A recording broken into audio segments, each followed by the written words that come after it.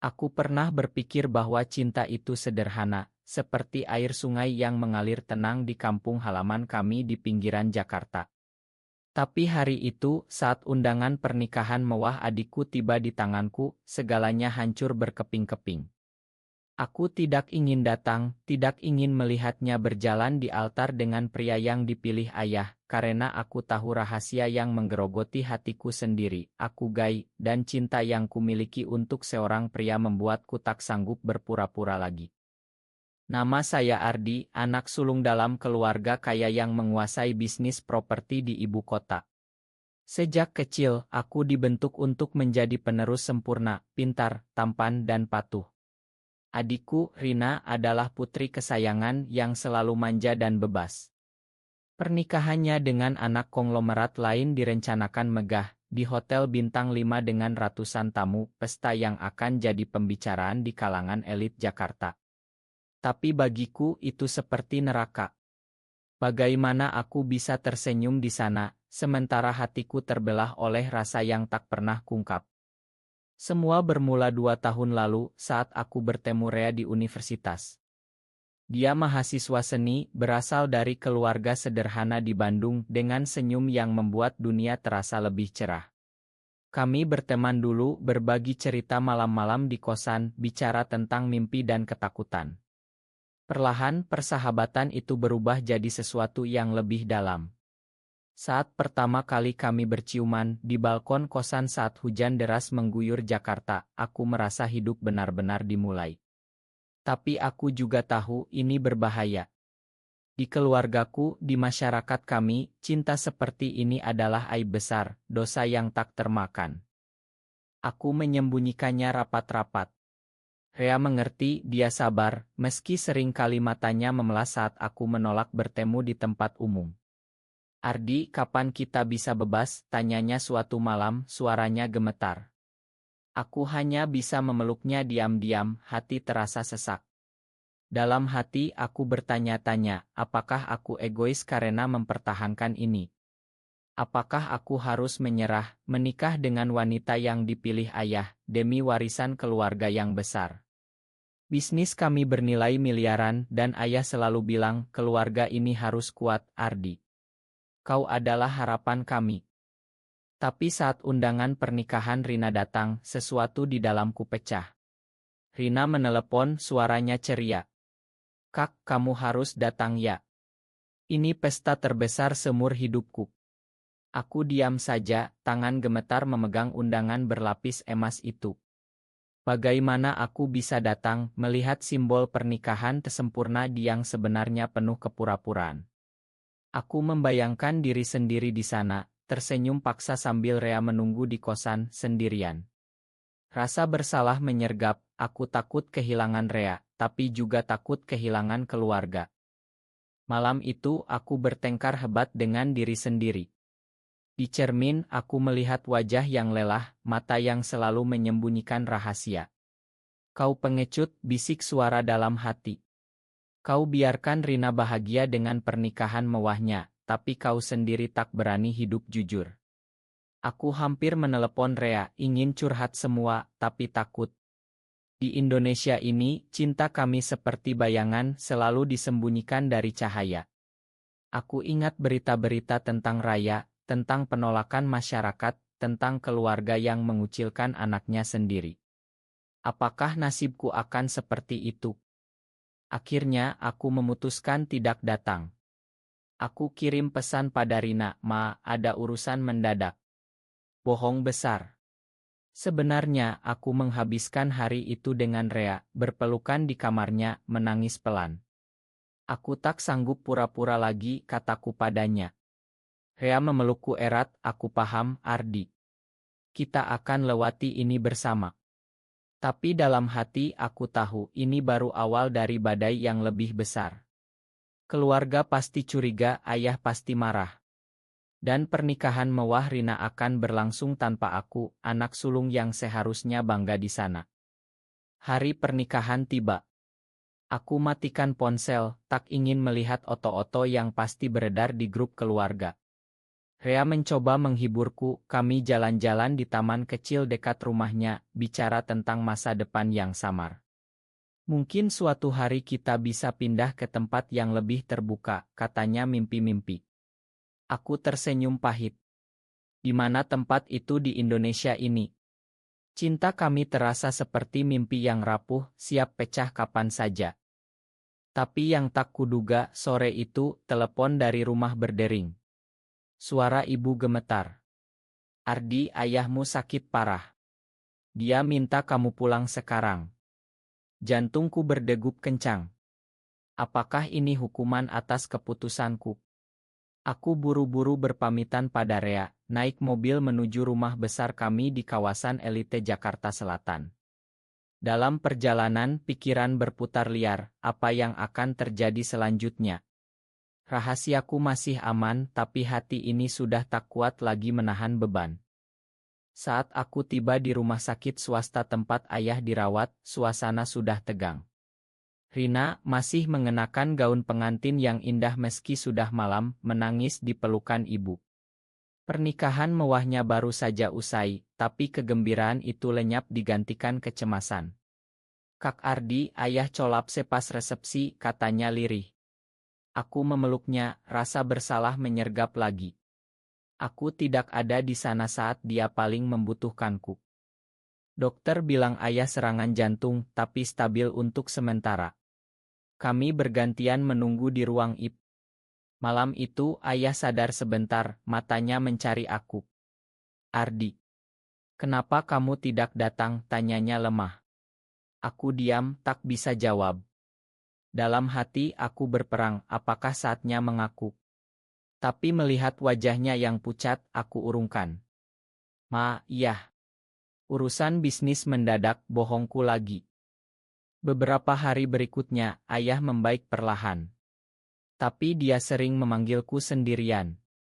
Ardi, keluarga ini butuh kamu kuat, katanya suatu sore. Rina sudah menikah baik, sekarang giliranmu. Aku sudah bicara dengan keluarga teman, ada anak gadis yang cocok. Hatiku dingin. Lagi-lagi tekanan itu. Aku tersenyum paksa, nanti saja, ya. Bisnis lagi sibuk. Tapi dalam hati aku berteriak, bagaimana jika aku bilang aku tak akan pernah menikah dengan wanita? Rea terus mendampingiku dari jauh. Kami bertemu diam-diam di kai kecil yang sepi. Kamu harus jujur pada keluargamu, Ardi, katanya lembut, tangannya menyentuh tanganku di bawah meja. Ini menyiksa kita berdua. Aku tahu dia benar, tapi ketakutan lebih besar. Aku ingat cerita teman di komunitas online, anak yang diusir keluarga karena gay. Apakah aku siap kehilangan segalanya, rumah mewah, bisnis, warisan? Konflik dalam diriku semakin ganas. Malam-malam aku tak bisa tidur, memandang langit-langit kamar. Tuhan, mengapa kau ciptakan aku seperti ini, bisikku. Cinta pada Rea terasa begitu murni, begitu dalam, tapi dunia di sekitar kami begitu kejam. Di masyarakat Indonesia, kami seperti hantu, ada tapi tak diakui. Aku iri pada Rina yang pernikahannya dirayakan meriah, sementara cinta kami harus sembunyi. Suatu hari, ayah panggil pengacara keluarga. Aku curiga tapi tak bertanya. Rina, suaminya yang baru, sering datang bicara tentang bulan madu yang ditunda karena ayah sakit. Aku pura-pura senang untuknya, tapi hati pedih. Kenapa hidupku tak sesederhana itu, gumamku dalam hati. Rea mulai gelisah. Ardi, jika kamu tak berani, mungkin kita harus pisah, katanya suatu malam, air mata mengalir. Kata-kata itu seperti pisau. Aku memeluknya erat, jangan tinggalkan aku. Aku akan cari cara. Tapi cara apa? Aku merasa terjebak antara cinta sejati dan kewajiban keluarga. Akhirnya, ayah pulang dari rumah sakit. Rumah ramai lagi, tapi ada aura aneh. Ayah sering diam, memandangku lama. Aku tahu dia curiga atas ketidakhadiranku di pernikahan Rina. Ardi, kita perlu bicara serius, katanya suatu malam. Jantungku berhenti sejenak. Apakah saatnya tiba? Tapi sebelum itu, tragedi kecil terjadi. Rea kecelakaan motor ringan karena kelelahan menungguku. Aku panik, buru-buru ke rumah sakitnya. Di sana, memeluknya, aku sadar, aku tak bisa kehilangan dia. Aku cinta kamu, Rea. Lebih dari apapun, bisikku. Dia tersenyum lemah, buktikan, Ardi. Pulang ke rumah, aku semakin tertekan. Ibu mulai bicara tentang calon untukku. Kamu sudah 28, Ardi. Jangan seperti kakakmu dulu yang bandel. Aku diam saja. Dalam hati, badai semakin kencang. Apakah aku akan selamanya hidup dalam kepura-puraan? Hari-hari berikutnya terasa seperti mimpi buruk yang tak berujung. Ayah semakin sering memanggilku bicara tentang masa depan keluarga. Warisan ini besar, Ardi. Jangan sia-siakan, katanya, matanya tajam. Aku tahu maksudnya, menikah, punya anak, lanjutkan garis keturunan. Tapi setiap kali mendengar itu, hati aku seperti diremas. Bagaimana aku bisa janji sesuatu yang tak akan pernah kulakukan? Rea semakin menjauh. Pesannya jarang, suaranya dingin saat telepon. Aku lelah menunggu, Ardi, katanya. Aku panik, memohon beri aku waktu. Tapi waktu untuk apa? Aku sendiri tak tahu. Konflik batin ini membuatku kurus, mata cekung. Ibu khawatir, kamu kenapa, nak? Ceritalah pada ibu.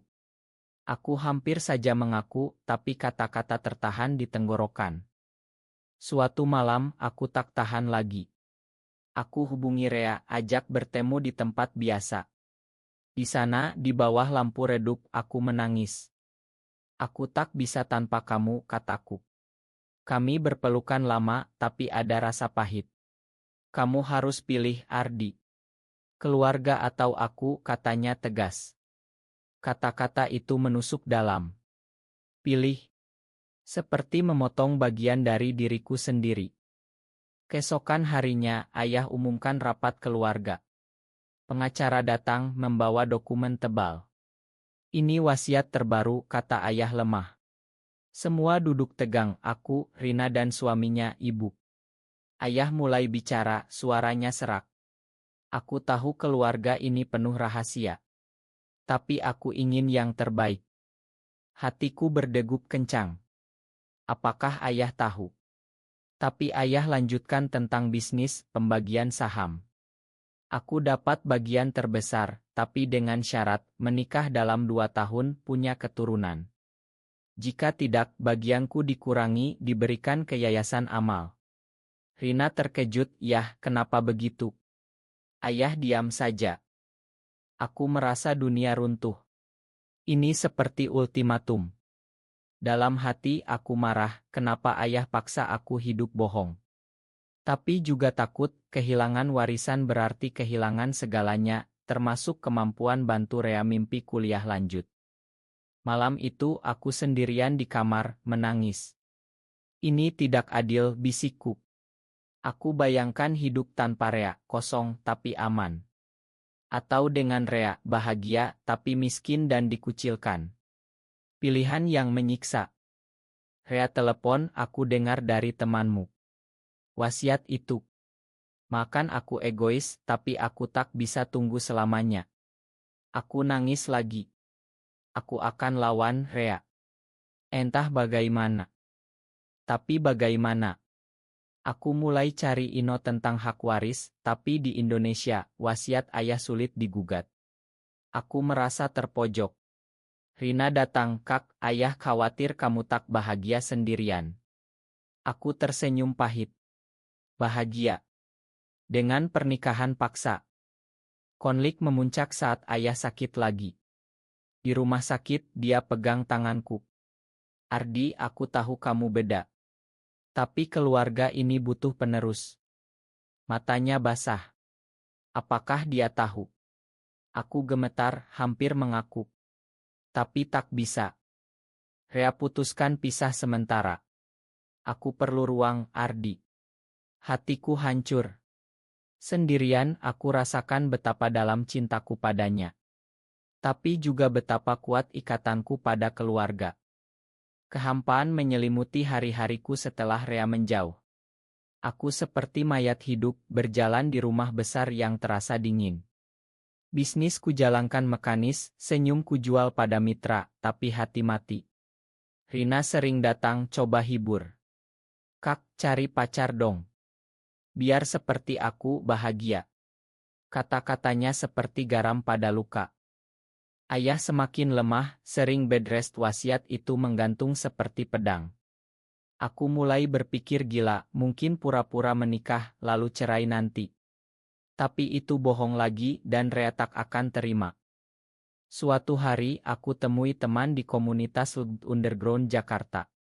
Mereka cerita pengalaman, ada yang diusir, ada yang bunuh diri, ada yang bertahan diam-diam, kamu kuat, Ardi. Tapi jujur adalah kunci, kata salah satu. Aku pulang lebih bingung. Malam itu mimpi buruk, aku menikah paksa, Rea pergi selamanya. Bangun berkeringat, aku putuskan cukup. Aku telepon Rea, mohon bertemu. Dia setuju, tapi dingin. Di taman yang sama, aku katakan aku akan keluar dari wasiat itu. Aku pilih kamu. Rea terkejut, air mata jatuh. Benarkah? Kamu siap kehilangan semuanya? Aku angguk, meski hati gemetar. Kami berpelukan, rasa lega bercampur takut. Tapi sebelum aku beritahu keluarga, ayah panggil lagi. Kali ini pengacara baca wasiat lengkap. Ada bagian rahasia, jika aku tak menikah heteroseksual, warisanku tetap utuh, tapi dikelola terus untuk amal dan dukung kebahagiaan pribadi anak-anakku tanpa syarat. Semua terdiam. Ayah tersenyum lemah. Aku tahu rahasiamu, Ardi. Sejak lama. Aku pernah punya teman seperti itu, diusir keluarga, mati sendirian. Aku tak mau kamu begitu. Air mataku jatuh. Ayah tahu. Yah. Aku tak bisa bicara. Ayah lanjut, wasiat awal itu ujian. Aku mau lihat kamu berani jujur. Rina, suaminya, juga tahu. Kami cinta kamu apa adanya. Rina peluk aku, Kak. Kami pura-pura keras untuk dorong kamu. Ternyata ini pengkhianatan manis, mereka tahu dari pesan lama yang tak sengaja terbaca, tapi pilih tunggu aku siap. Aku nangis bahagia. Cinta keluarga lebih besar dari prasangka. Pengakuan ayah mengubah segalanya, tapi luka lama masih terasa. Aku duduk di samping tempat tidurnya, tangan kami saling genggam. Kenapa ayah tak bilang dari dulu, tanyaku lirih. Ayah tersenyum pahit. Aku takut, Ardi. Di aman aku itu lebih tabu. Aku ingin lindungi kamu, tapi salah cara. Rina cerita bagaimana mereka curiga saat aku sering bolos acara keluarga. Kami investigasi diam-diam, Kak. Katanya menyesal. Tapi pengkhianatan itu meski sakit membawa kebebasan. Aku hubungi Rea segera. Datang ke rumah, aku ingin perkenalkan. Rea ragu, benarkah aman? Aku yakin. Saat Rea tiba, tangannya dingin ketakutan. Tapi ayah sambut hangat, selamat datang, nak. Selama ini buat kalian susah. Rea menangis, peluk aku. Keluarga peluk kami berdua. Saat itu, rasa lega tak terlukiskan. Cinta yang kusembunyikan bertahun-tahun akhirnya dilihat cahaya. Tapi masyarakat luar. Ayah bilang bisnis tetap milikmu. Kami akan hadapi bersama. Rina tambah, pernikahanku mewah, tapi bahagiaku tak lengkap tanpa Kak bahagia. Kami mulai hidup baru. Rea pindah lebih dekat, kami rencanakan masa depan. Tapi konflik tak hilang sepenuhnya. Ada bisik-bisik di kalangan elit, mitra bisnis yang menjauh. Aku rasakan tekanan masyarakat Indonesia yang masih keras padaku. Dalam hati aku bertanya, apakah ini akhir bahagia? Atau masih banyak badai? Ayah semakin lemah, tapi damai. Aku bangga padamu, Ardi. Hidup jujur adalah warisan sejati. Rea dan aku semakin dekat, bicara tentang adopsi anak nanti atau dukung anak jalanan. Cinta kami tumbuh lebih kuat karena tak lagi sembunyi. Tapi suatu malam, ayah panggil lagi. Ada tambahan wasiat. Kali ini sebagian harta untuk yayasan dukung muda yang terpinggirkan. Biar tak ada lagi seperti kamu dulu, katanya. Air mata jatuh lagi. Ini lebih dari penerimaan, ini dukungan akti. Ayah meninggal beberapa bulan kemudian, damai di rumah dikelilingi kami semua. Pemakaman sederhana, sesuai keinginannya, tapi penuh cinta. Rea berdiri di sampingku, tangan saling genggam.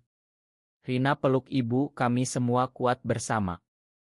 Wasiat dibaca resmi, bisnis utuh untukku dan Rina, trust untuk Amal, dan yayasan yang ayah dirikan diam-diam. Warisan sejati adalah keberanian mencintai tanpa takut, tulis ayah di surat terakhirnya.